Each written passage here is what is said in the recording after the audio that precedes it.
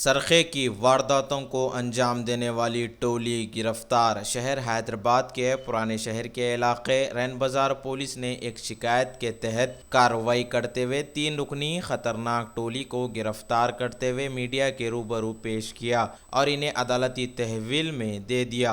ये टोली के अफराद सरखे की वारदातों को अंजाम देते हुए ऐश व इशरत की जिंदगी गुजार रहे थे। 19 साला ख्वाजा इमरानुद्दीन, 19 साला मोहम्मद तौफीक और 26 साला वाजिद को पुलिस ने गिरफ्तार कर लिया। इन मुलजिमीन के कब्जे से 2 लैपटॉप्स, 2 सेलफोन्स और सोने के जेवरात को पुलिस ने बरामद कर लिया।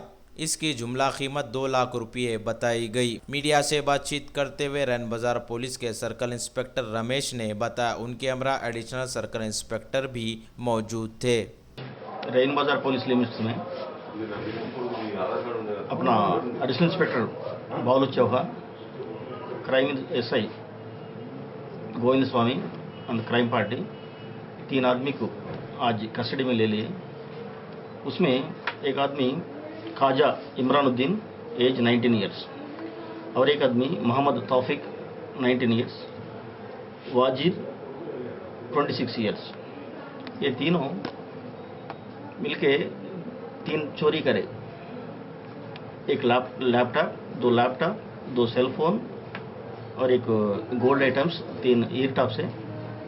इसके साथ एक ऑटो भी चोरी करे तो ये ऑटो वाला को वाटर टैंक के पास पकड़े। ये चोरी करे लोगों को, लैपटॉप को, गोल्ड ऑर्नामेंट चोरी करे लोगों को गंगानगर नाला में पकड़े। क्राइम स्टाफ पकड़ के इंक्वायरी करे तो वो प्रॉपर्टी भी मिला, ये ऑटो भी मिला। ये लोगों, ये ऑटो ड्राइवर वाजिद इससे पहले भी 2 साल पहले भवन नगर पुलिस स्टेशन में अरेस्ट हुआ। उन्होंने जेल से आने के बाद फिर रैन बाजार लिमिट्स में 2 दिन पहले चोरी करे और आज चोरी का गाड़ी के साथ पकड़ गए। ये लोगों भी इमरानुद्दीन चोरी करके तौफीक को बेचने के लिए दिए।